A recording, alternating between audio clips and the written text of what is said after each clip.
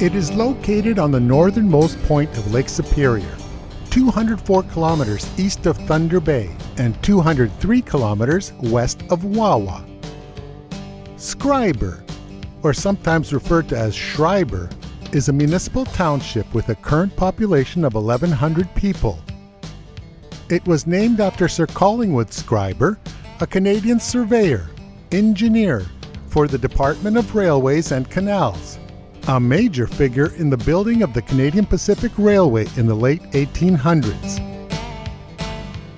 It is one of the oldest towns on the North Shore, historically and culturally rich, nestled on the flat bottom of a pre-Cambrian shield bowl of rock, surrounded on three sides by mountains, and on the fourth it spills into Lake Superior.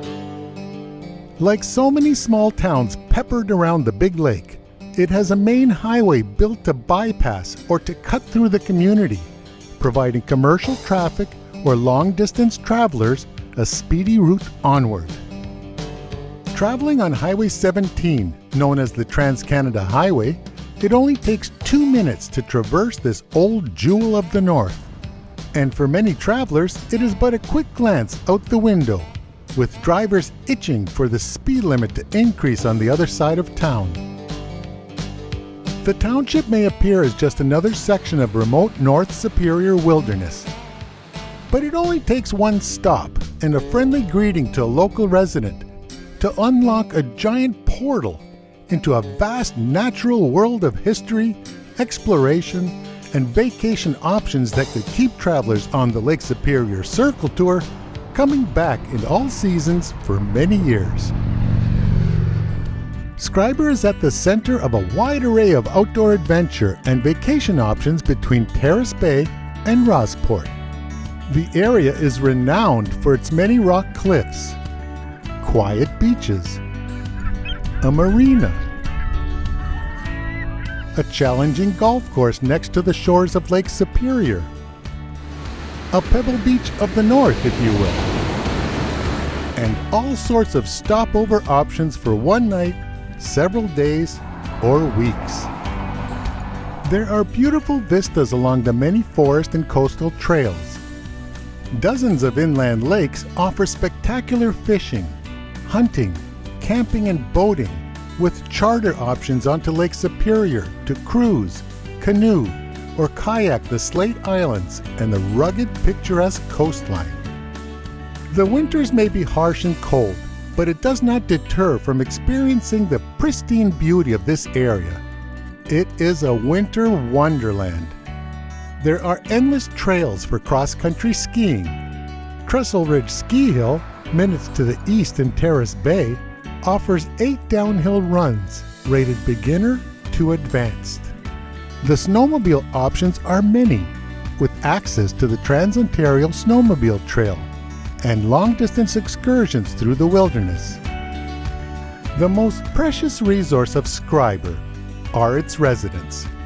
From early Italian immigration in the late 1800s to the present day, the people of this multicultural town are selfless and creative. There are many small businesses,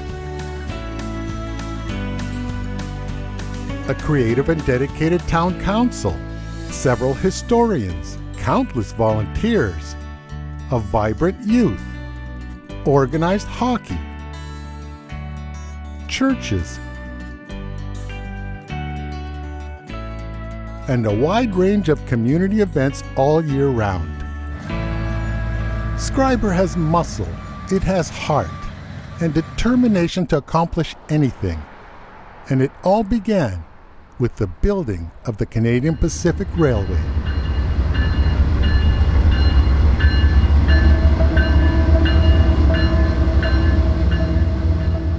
Prior to 1880, the rugged, impassable North Superior wilderness blanketed not only the town site of Schreiber, but also 100 kilometers to the east, north, and west. There were only a few tiny fishing villages along the coast, and scattered fur trade routes going as far back as the 18th century. Transportation was only by water in the warmer months, or by dog sled during the bitter cold winters. Until the construction of the Canadian Pacific Railway in 1883 to 1885, the north coast of Lake Superior was quite pristine and very, very isolated. Schreiber was first known as Isbister's Landing. It was named after James Isbister, a railway contractor instrumental for building many of the bridges along the treacherous rocky north shore east of Schreiber. It was one of 4 coastal ports chosen by the CPR to dock lake steamers and sailing ships laden with construction supplies and shuttling a workforce to several sections of the main line being built at the same time across 503 kilometers between Chapleau and Nipigon. Other nearby ports included Mazokama, known as Kama Bay, McKay's Harbor in Rossport, and Noslo, which lasted until 1895, when it was replaced by the building of the deepwater port and massive coal distribution operations in Jackfish. At Isbister's Landing, the current Schreiber Beach, ships would nose into the gravel shoreline. Supplies would be unloaded and then taken a short distance up a corduroy log road to the construction camp. The first settlement was nothing more than a few log cabins and tents, but not for long. Large-scale construction began in 1884 and 1885 under the direction of John Ross, for whom the nearby town of Rossport was named. Schreiber was chosen for its large area of flat land in order to accommodate a repair and refueling infrastructure for its rolling stock. The massive switching yard had a capacity of 370 train cars. It included a station, a 20-stall engine house with a 90-foot turntable, car shops, coaling towers, a 420-ton capacity ice house, community buildings, and a stockyard to rest, feed, and exercise livestock. The Schreiber Division was described as a land bridge between eastern and western Canada. It included 825 kilometers of mainline track across northern Ontario's wilderness of forest, rock, and muskeg. They built 112 bridges spanning over deep gorges and raging rivers. They installed an average of 16 culverts per mile and held back the throes of Mother Nature from rock and mudslides to floods and violent Lake Superior storms.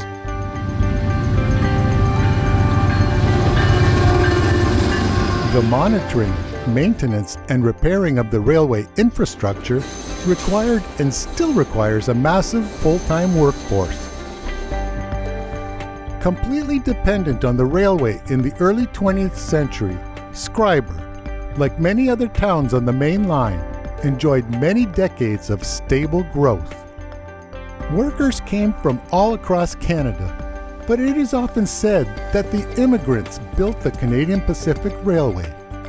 From waves of Chinese workers in the west to a large contingent of Italian workers in the east.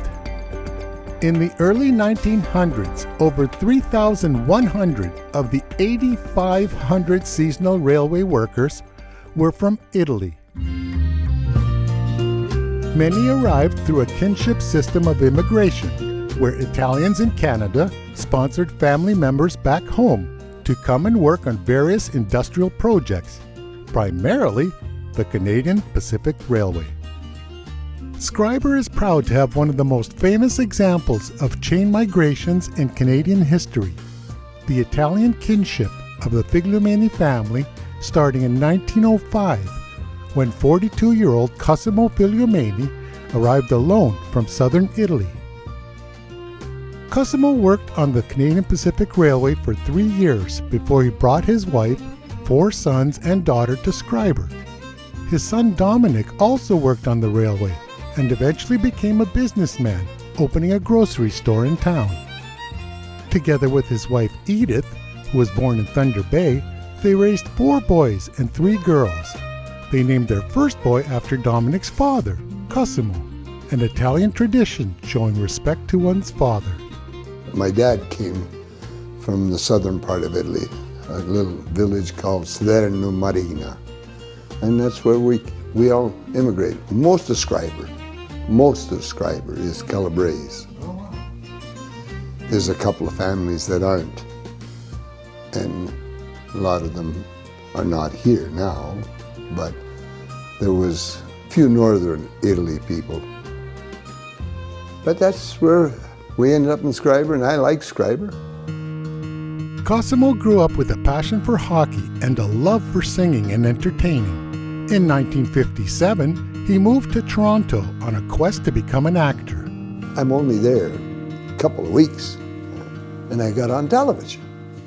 And then I did 11 parts in that stay in Toronto, because I used to go in the summertime, because in the wintertime, because this business and the businesses we owned in Schreiber, they were quiet in the winter. So that was my chance to go to school and to go to Toronto, to be an actor. And that's how it started. To boost his resume, he took singing lessons at Chateau Records, owned by Art Snyder, a famous music producer from the 50s to the 70s. Snyder directed shows like CBC TV's Country Hoedown and The Tommy Hunter Show. Snyder also released 30 LPs and 60 singles by such artists like the Allen Sisters, Tommy Ambrose, and Gordon Lightfoot while he was with the Two Tones. The producers thought the Figliomeni name was too long to put on a record. Cosimo combined the name of one of his favorite singers, Frankie Lane, resulting in Cosmo, Fellain, but I never changed it legally or anything like that. And over life of living in Schreiber, getting married and having kids, it all got, how would you say, branded as Fellain. So I ended up using it mostly for the show business part of it. Is there any room for a small town boy in your big town world? Well, I'd like to know. Cosimo worked hard, knocked on many doors promoting his first recorded songs, and at the same time, he landed a number of acting parts in movies, such as The Unforeseen in 1958 and The Ivy League Killers in 1959. You're a big town girl. Is there any room for a small town boy in your big town world? Remember how in love we used to be. I finally went to Chum, and that was the big thing. If I could get on Chum, I was going to be a star. So went to Al Slate, owned it, or was the boss there. I says, Mr. Slate, I got a record. Can you play it for me? Well, I wasn't that easy. First I had to go about 3 or 4 times before I could get him to come out of the studio to see you in that little pivotal place. So finally I went there so many times that Al Slate says, here's what I'll do for you, Cos. Because I couldn't sell records unless they were on the charts. So I went to Al Slate and I says, Al, bothered him again. Sorry to bother you, but could you play it? You know, I can't get in the stores. Nobody will buy the record to sell if it's not on your Chum chart. Well, he says, I'll tell you what I'll do.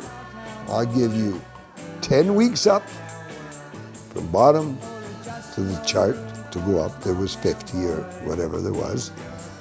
And I'll give you the same amount of time to bring it down. And that'll give you an opportunity to go to the stores with my little briefcase of my 45s.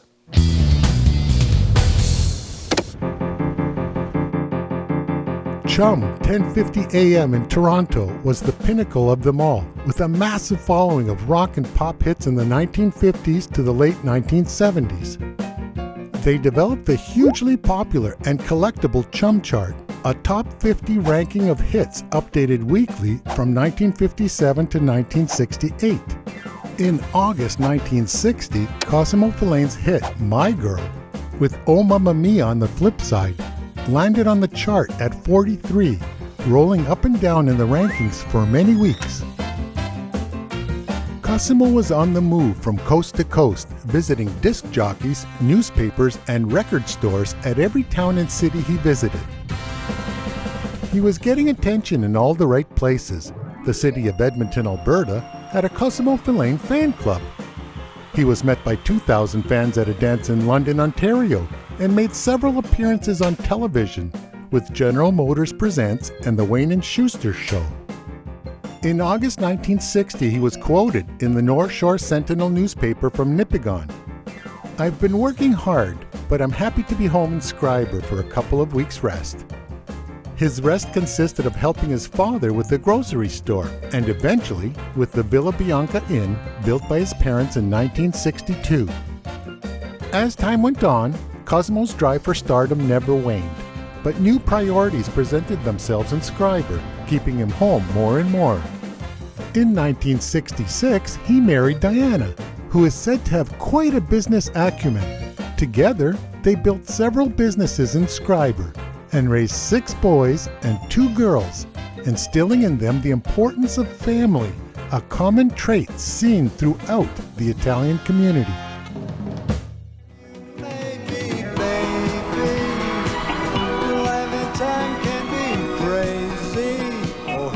Cosimo continued with his singing career, producing 6 albums, most of them under his own label, Cosiana and Fallen Rock.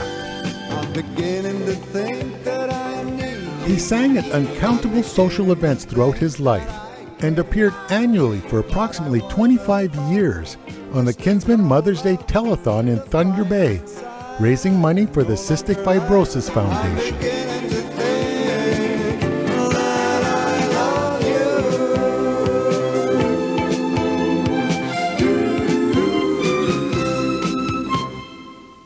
Thank you. Thank you, ladies and gentlemen.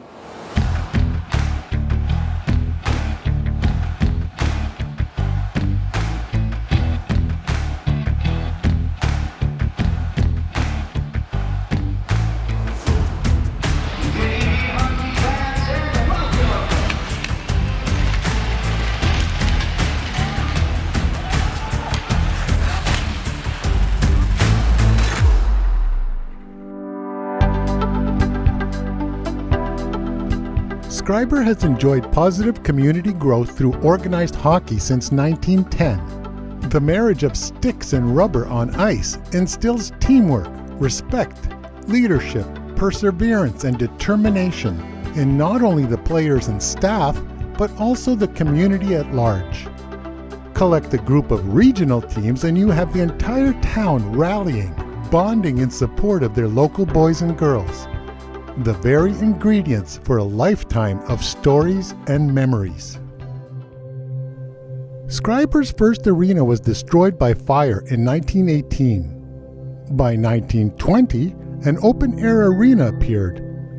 And at the end of 1935, a new indoor arena was under construction. It was completed on January 29, 1936 at a cost of $11,000. But it wasn't until around 1966 that artificial ice-making systems were installed.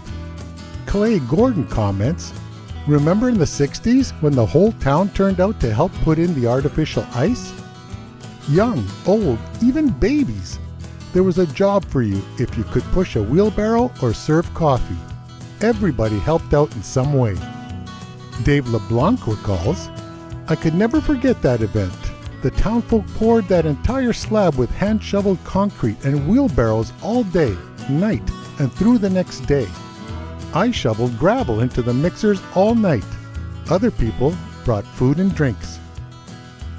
The arena, or fondly remembered as the Rink by Sharon Liff, had all sorts of public skating. The arena manager was Mr. Bryson. He tightened our skates and treated us kids like his own. The ice surface was full of skaters. "I remember getting hit by a puck in the face," recalls Kathy Graham.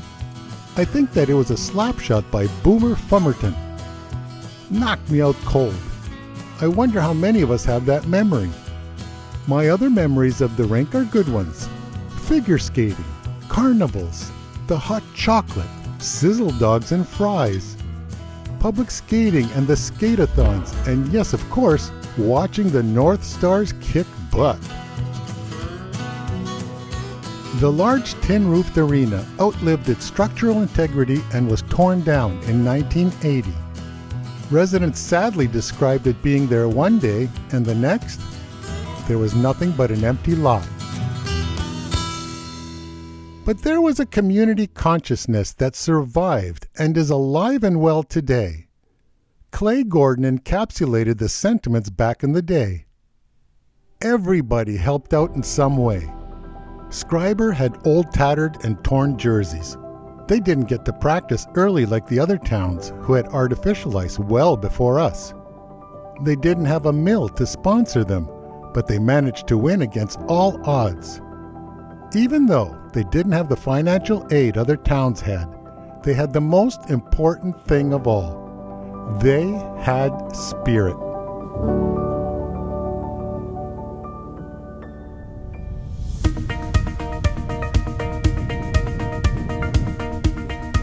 Construction of the new arena was well underway in the fall of 1977, financed through the Wintario Lottery Grant and citizen donations. And in a few short years, a new concept for minor hockey was introduced.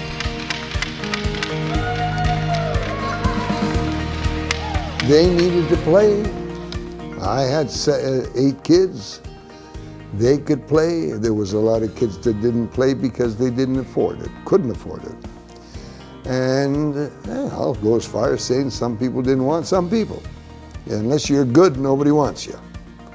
So I thought it the other way, and went to the chief in Pace Plat, and between them and all the kids that were left over, because hockey was a little bit hard to get away to play for somebody else. So 35, I think it's about 35 years, 37 years ago, decided to start Fallen Rock minor hockey. And from there, we're still going.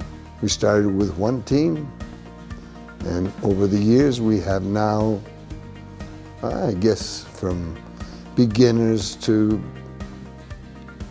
Adams and Pee-wees and midgets and bantams, and now we got a junior team. It's not making any money, it's costing us money, but for the minor stuff, we have never charged anybody to come with a registration if you wanted to play hockey. So if you have a son or a daughter that wants to play, and they want to play in Schreiber, they can play in Schreiber. They want to play for Fallen Rock minor hockey, which is this, it started from this concept. Or if you want to play in Terrace Bay, you're free to go. The coaches were good because they were all trained well. I think we got great coaches. Not that other people don't have great coaches, but it was good. And eventually my wife and I had help. Her being the secretary and me being the president, and still am. We just made it work.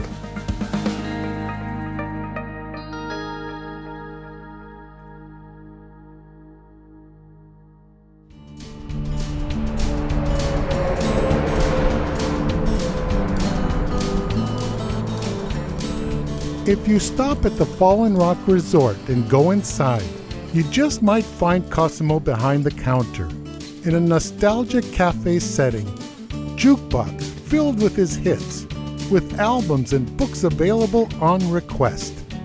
It would only take a friendly hello to prompt him to sing one of his hits, and if he does, you would never Forget about it, forget about it. You just wanna spend my money, I can see. Forget about it, forget about it. I'll find someone who wants my company. Everybody, forget about it, forget about it. You just wanna spend my money, I can see. Forget about it, forget about it. I'll find someone who wants my company. Someone who wants to spend some time with me. someone won't forget about it. Hey, hey, hey, hey, when it comes to me, forget about it. You know, that same incident happened to me in London. At the Wonderland Gardens, the power went off. Anyway, that's the story of London at the Wonderland Gardens. And that's my latest song called Forget About It.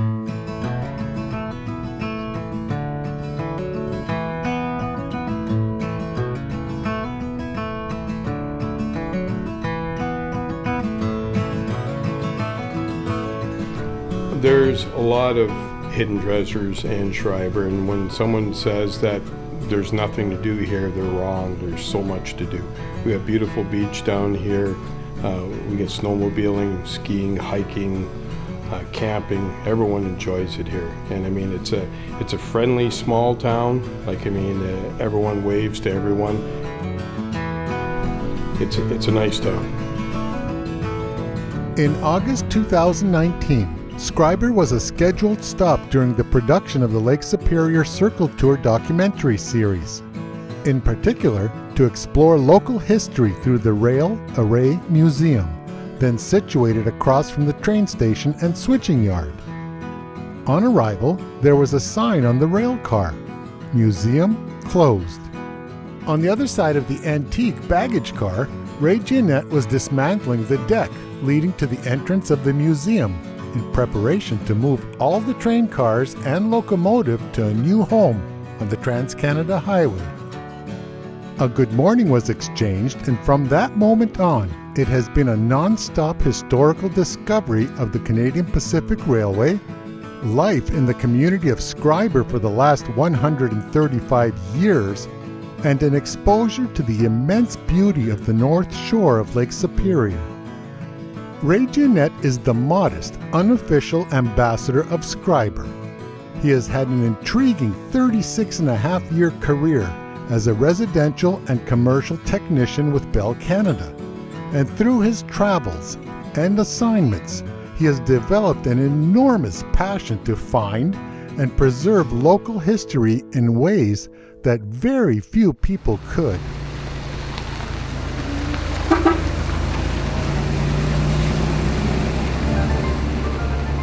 All of our items in the museum were all donated.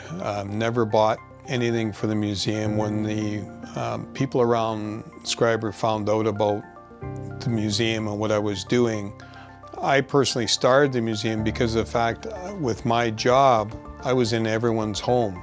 And to see what was stored away in people's basements on all the history of Schreiber, it was a shame to see it stuck in people's basements where you couldn't see it. And I've seen all this history and thought, it's got to be put somewhere. So I started collecting it. And I mean, I got stuff even from the landfill site. One of our prized possessions was a CPR Rail. It was their board for incoming trains, outgoing trains. And I found it in the dump. It was sticking out of the pile, and all I can read was Canadian Pa. But I could tell when I seen it what it was, and I climbed down that hole and I cleaned the garbage off it and I salvaged it, and now it's in our museum. And that's what I learned. There was so much stuff being thrown out that was full of history that once it hit the landfill, it was gone forever. And when you look at our history, a lot of the kids didn't know what went on back in the day, and to preserve it all now and have it where grandparents can walk through with their kids to say, I had one of those, or do you know what that is? And it's amazing to see that.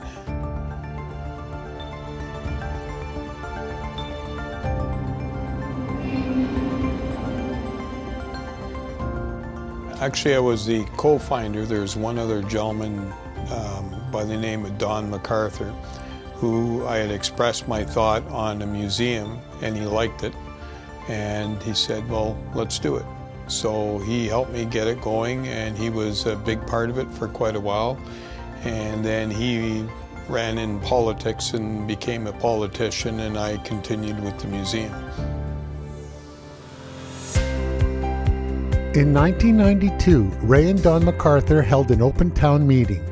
62 people attended, and by the end of the presentation, a committee was formed to bring the concept of a rail museum into reality. That same year, a Schreiber Heritage Day was created to raise funds for the museum. The event was so popular that it morphed into the Heritage Days, an annual, week-long event in July with block parties, the biggest littlest parade, concerts, barbecues, beach parties, community contests and competitions, including a mixed baseball tournament and much, much more, with proceeds supporting all sorts of causes and organizations. In 1994, John Reddens, a member of the Rail Museum Committee, got a lead on the possible acquisition of a locomotive from the Kimberly-Clark Mill in Terrace Bay. The committee commenced negotiations with Kimberly-Clark.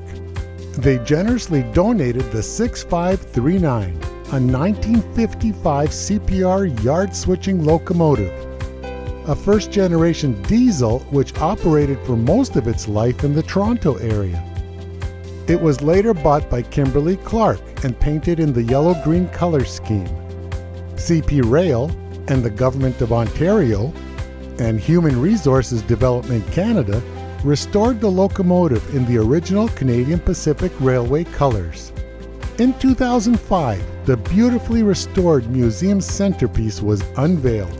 Don MacArthur, then mayor of Schreiber, along with Councillor Bob Krause and Ray Giannette, then chairman of Heritage and Tourism, celebrated the first Ontario government grant for the museum project and development of the downtown park. The Canadian Pacific Railway donated the land next to Schreiber's switching yard, and in a few short years, the historical artifacts of Schreiber and the Canadian Pacific Railway would have a new home.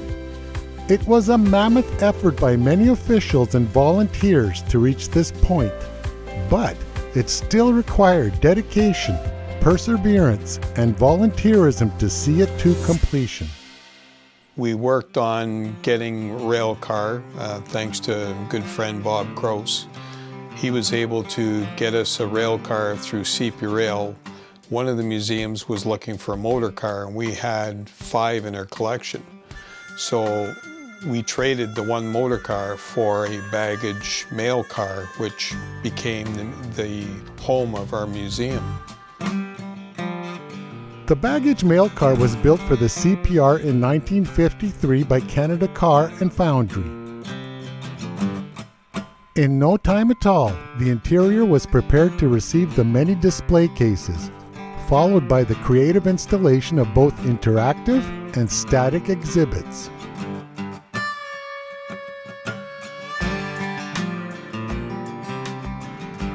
The flat car and box car were quickly transformed for additional museum space, and the entire museum was enhanced by the park, railway signal lights, a motor car, and trailer. Every exhibit has a backstory of not only what it is and what it was used for, but also where it came from and how it ended up in the museum. Many priceless artifacts escaped the trash and landfill site, leaving you to wonder just how many did not survive. A prime example was a Canadian Pacific Railway scroll dated January 1st, 1884.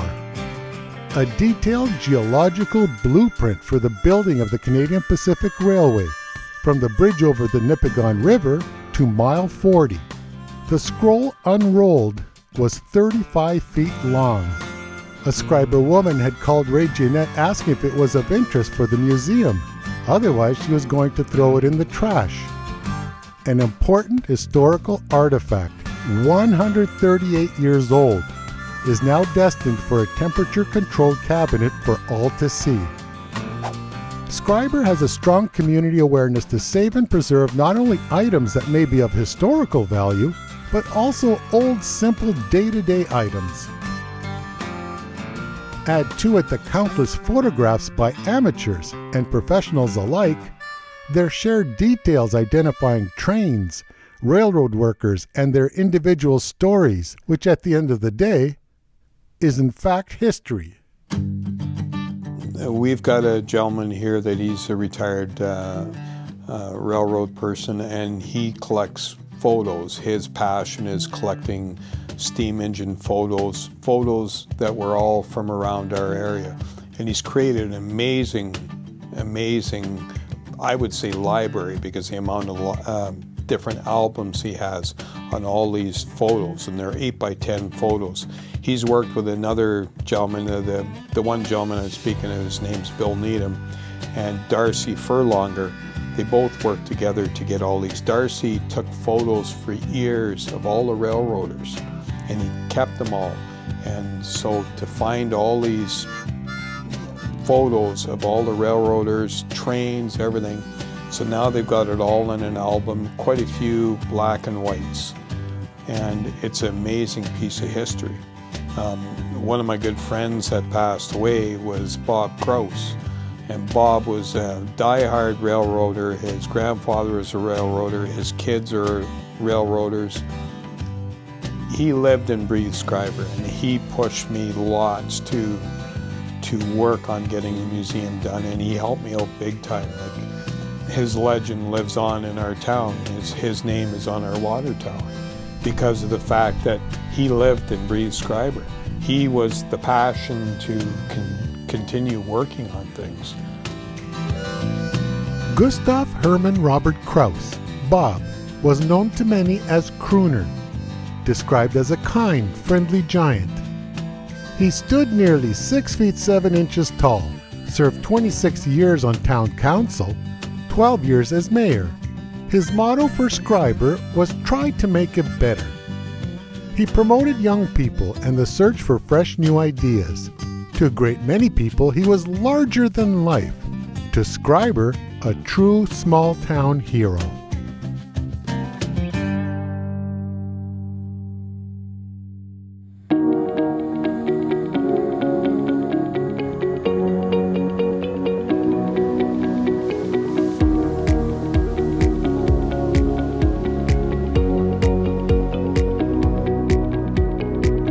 In 2019, tourism in Schreiber took a major step forward by creating a must-see, must-stop landmark on the Lake Superior Circle Tour.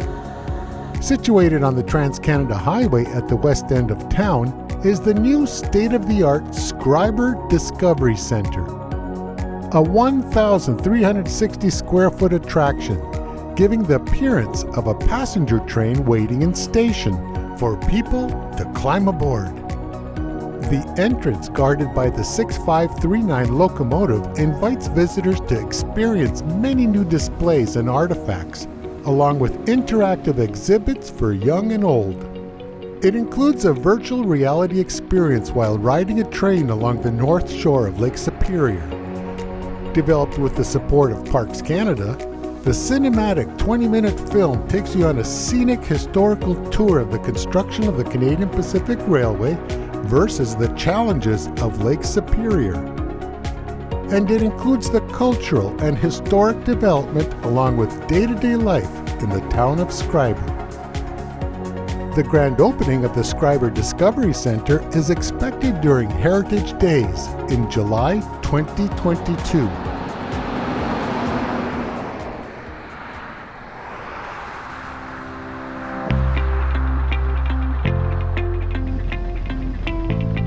There is a clear railroad theme developing along the Trans-Canada Highway through Schreiber.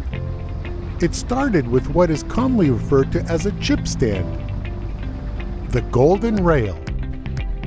It is only a stone's throw from the Discovery Center, a very popular seasonal stop for travelers and regional residents alike. It is a Houston family business with Morgan Houston at the helm, or lead engine of the operations. The concept began when Morgan graduated from high school in 2013. Anxiety and sadness set in when all his friends were leaving Schreiber to further their studies. Burdened and living with cerebral palsy, Morgan was left wondering what was next in his life. His father, Mark, a now retired CPR engineer, and his mother Nancy, a personal support worker at McCausland Hospital in Terrace Bay, are an adventurous, never-quit couple.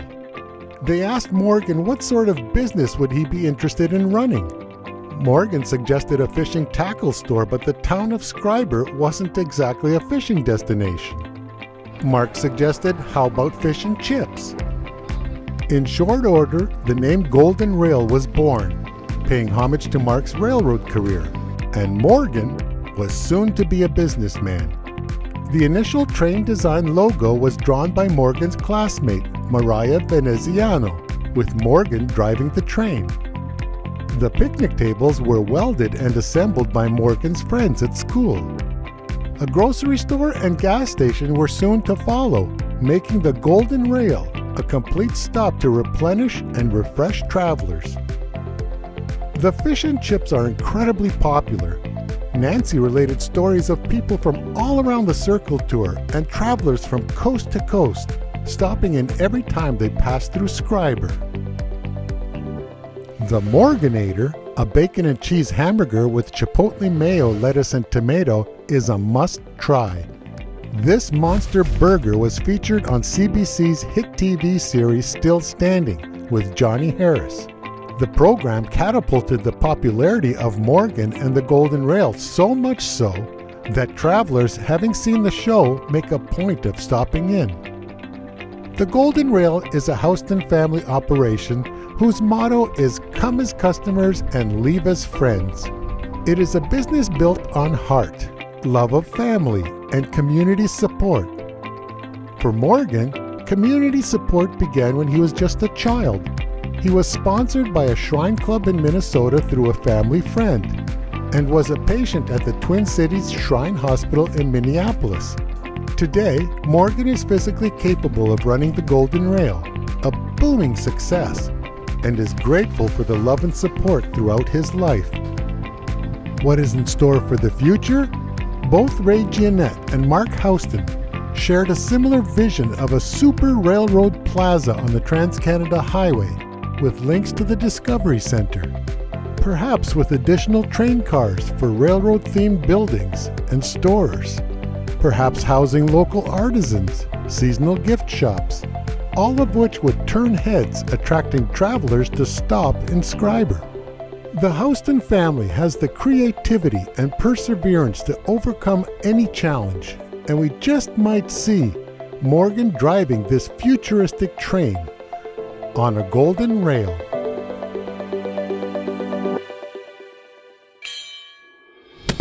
Well, our first fight is going to feature a man that Dennis just mentioned, Dominic, the national team member, who of course will step into the ring in the 48-kilogram category. This was our gym, and this is where we did a lot of our training. The veteran of the national team, Dominic, Fellain, who just stepped into the ring now from Schreiber, Ontario. Trained by Adrian Tordarescu from the Atlas Boxing Gym. Then we got big George Foreman, the Reverend Jesse Jackson. See a look of determination on the face of Filane. Good combinations by Filane as he's really working.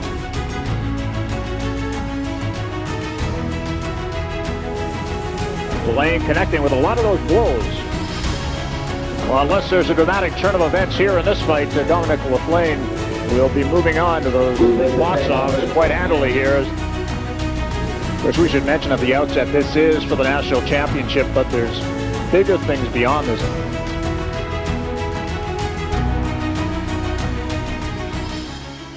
Hello, my name is Dominic Figliomeni, and I was born and raised in Schreiber, Ontario. The Figliomeni is the real name. It's our surname, Dominic Figliomeni. But Fellain is a stage name that was taken from my dad, who was a singer-actor in his youth, and he still is. In Schreiber, he is known as Dom and insists he is no different than any other guy. But in the boxing world, he is Dominic Hollywood Filane, a VIP, a Canadian boxing champion for 10 consecutive years, a record still held today in the light flyweight division. He has represented Canada with distinction for over a decade, bringing home medals from a variety of events around the world. A gentleman athlete, a ferocious boxer.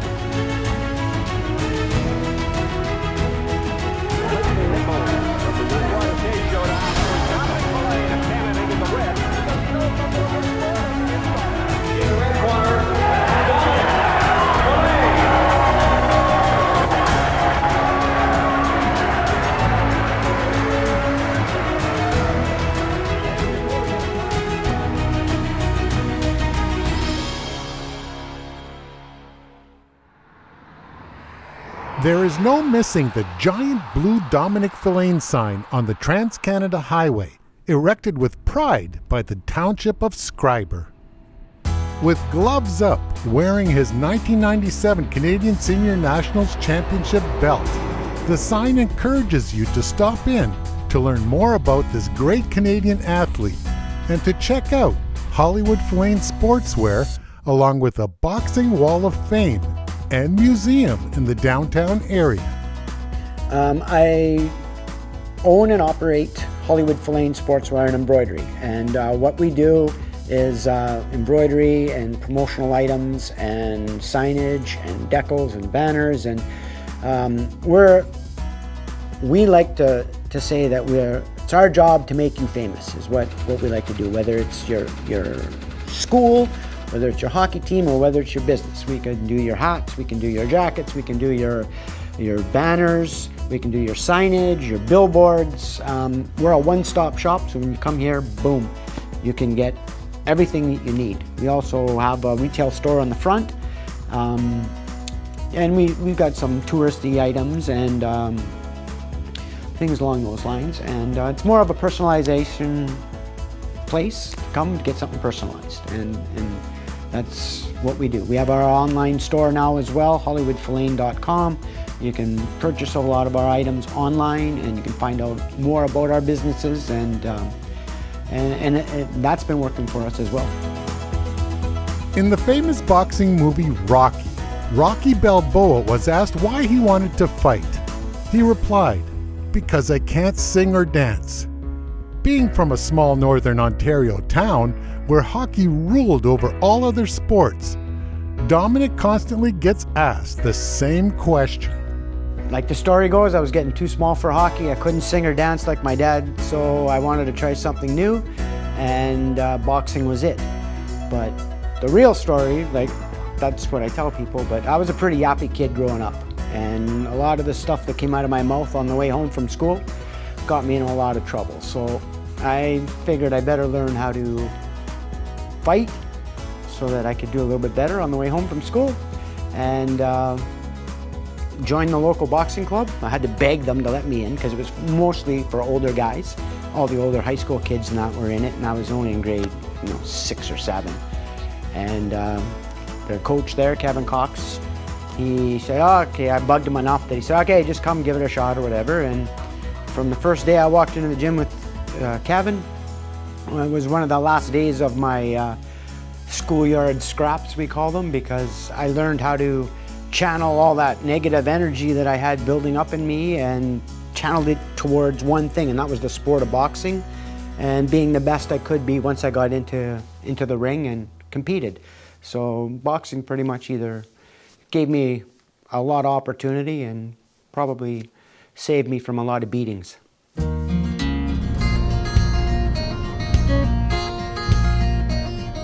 Dominic left Schreiber to further his education at Seneca College in Toronto. His experience working within the family businesses inspired him to study and develop a unique business of his own that he could bring back to his hometown. Wanting to keep physically fit while in Toronto, he searched out the Atlas Boxing Club. From the moment he entered the doors, Dominic's life would dramatically change. From there, that's when boxing got serious.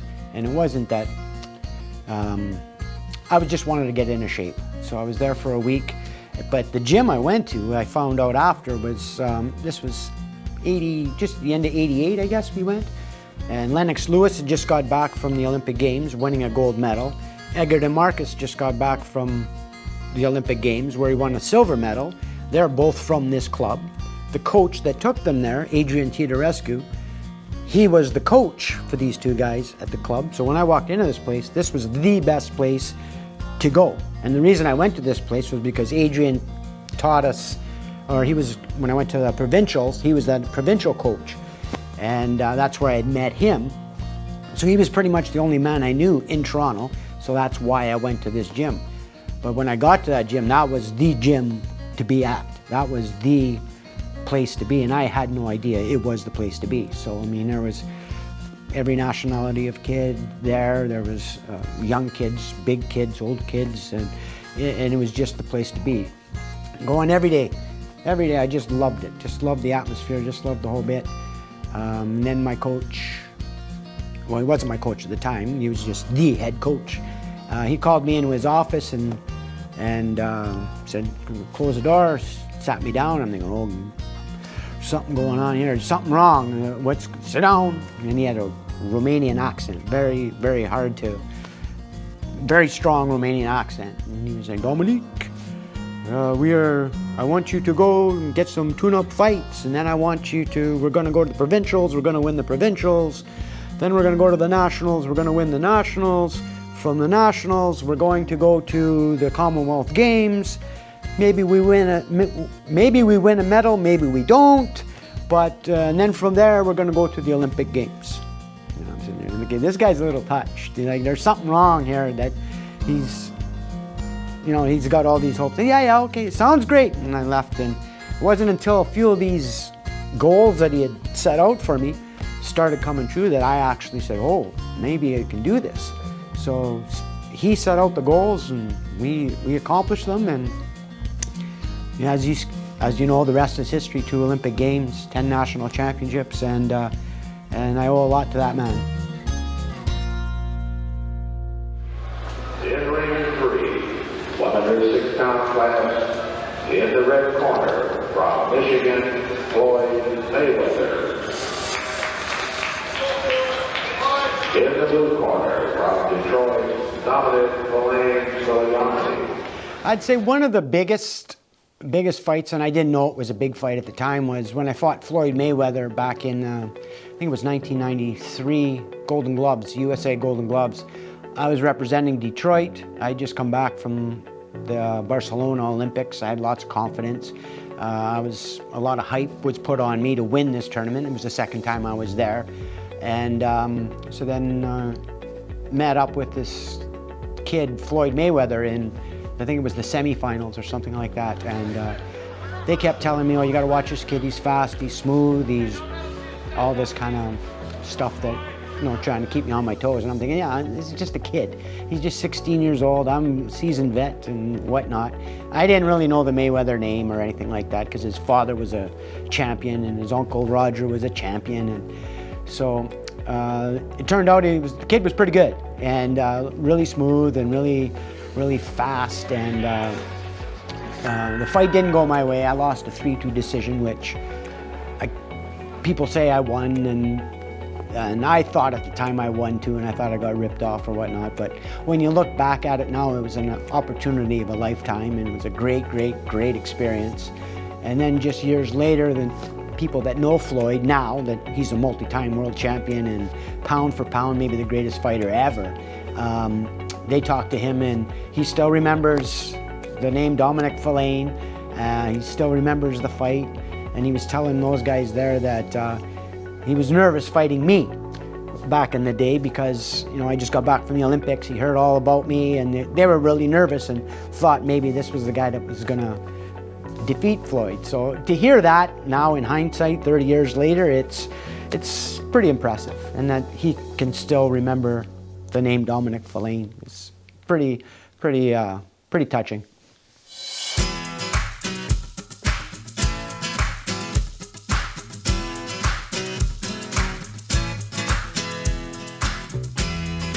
The Wall of Fame consists of photographs from around the world of Dominic meeting not only boxing celebrities, but also several prominent world figures. During his travels, he would bring the Schreiber flag and share Canadian and Schreiber souvenir pins with everyone he met.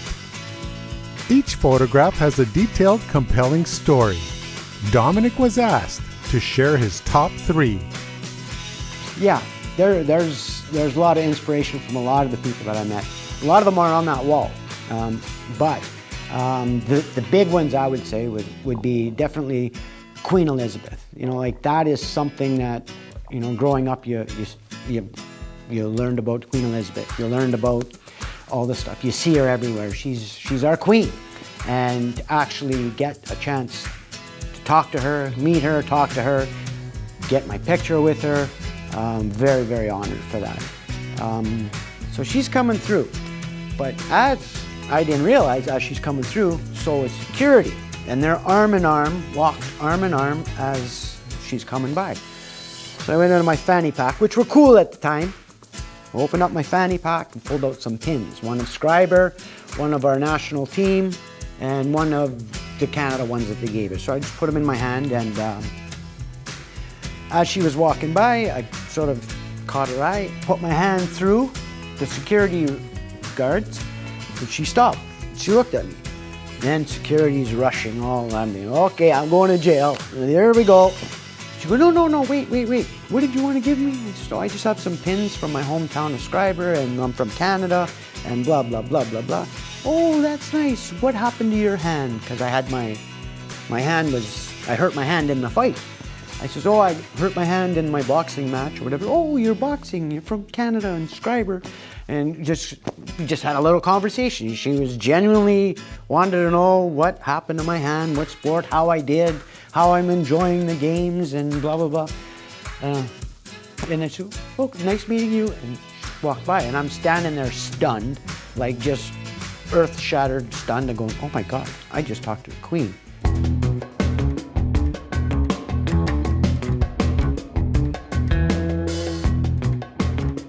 Number 2, I would say Muhammad Ali. Again, he's a legend. He's the greatest of all time. He's gone through some very historical things. His life is not all roses, but it turned out to be a great, great man, and I had the great opportunity of meeting him. And actually the picture you've seen on the wall is taken by another great man, Angelo Dundee. He was Muhammad Ali's trainer, as well as Sugar Ray Leonard and all those. My dad sat with Angelo Dundee watching my fight at the Olympics, and I had met Angelo before at the Golden Gloves, so they started talking and whatnot. So Angelo saw me as the security is bringing Muhammad Ali through the Olympic Village, and says, hey Dom, how are you? I says, good. Hey, you know the champ? Yeah, everybody knows the champ, but I've never met him. Or, give me your camera, I'll take your picture. So he took the camera, went in, through all the security. Beautiful picture. I mean, he's a great photographer, actually. So that picture on the wall, it means a lot. The third biggest one, I guess, I would have to say, would be Nelson Mandela. Here's a guy we've read about in history books, going to be reading about history books for the rest of our kids' lives or whatever. I mean, that was a great, great, great man who did a lot of great things. You know, he was in prison, the whole bit, the movie, the whole bit, and to actually meet him, shake his hand, was like, it was an honor. I mean, when you shake a man like that's hand, it's like electricity goes through your whole body. It's like you can't even believe that it happened. And I was fortunate enough to be in the area, to be selected, to be, you know, you want to meet Mandela? Yeah, yes, I do.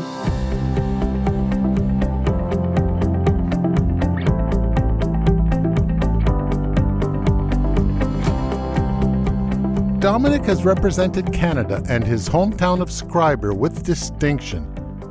The strong support from his coaches, peers, friends, and family, coupled with his remarkable self-determination and discipline, has paved the way for his many successes. My brother Jerry, who is 10 months younger than me, once I started in Toronto at the national level or whatever, he followed us, and he was a national team member as well. He never won the Canadian Championships, but he was always on B team. Like he fought some really tough guys in Canada. The Mike Stranges, who was 11-time Canadian champion, went to the Olympics 3 times. That's the division Jerry was in. He also had guys like Billy Irwin in his division. And then when he did come on trips with us, he always went to some big events. Where one tournament we went to Biloxi, Mississippi, and we fought the American team. He ended up fighting Oscar De La Hoya. And as anybody that knows boxing right now, Oscar De La Hoya is probably a legend in the sport. He won the 1992 Olympic gold medal and went on to be a multi-time world champion, and now he's a promoter. So he's fought some big guys, and you know, he doesn't quite get the credit he deserves for it, but he was right there.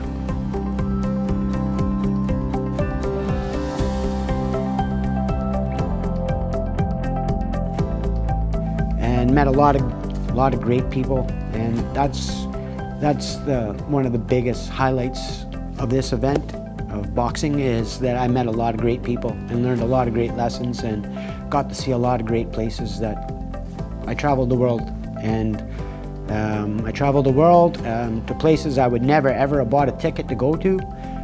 Bombay, India. I went to Bombay, India. I never paid for a thing.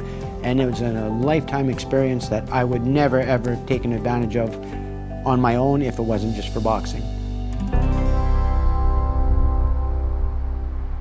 I grew up in a small town of Schreiber, Ontario, where I was out in the streets, and I was outside and playing in the baseball field and the street, and we were riding our bikes all over town, and there was no restrictions. We could do what we wanted because the town is full of family. Town is full of good friends. Everybody knows everybody, so we always felt protected. We always felt someone's looking out for us or our kids, and that's what I wanted. I wanted to raise my family here, small town, close to my family. Kids can grow up and be kids and have all the things I talked about and more. Fishing, hunting, swimming, everything. So I mean, seeing what my friends were doing in Toronto wasn't what I wanted to do for my kids growing up. And they could do what I did when time comes, go to college, go to the big city, see what it is you want to do, see what it is you want to invest your life in, and maybe you might want to come home. I hope they do, because it's beautiful, and it's, as long as you can make a living here, it's paradise. Schreiber is full of small-town heroes, both big and small. The Hometowners Facebook page, created by Ray Jeanette, is a living, breathing community of nostalgic memories that has identified countless people, all of whom in their own way lived and contributed to the betterment of this little town on the north shore of Lake Superior. I had lots of dreams. Some of them came true, and some of them are still, I'm working on them.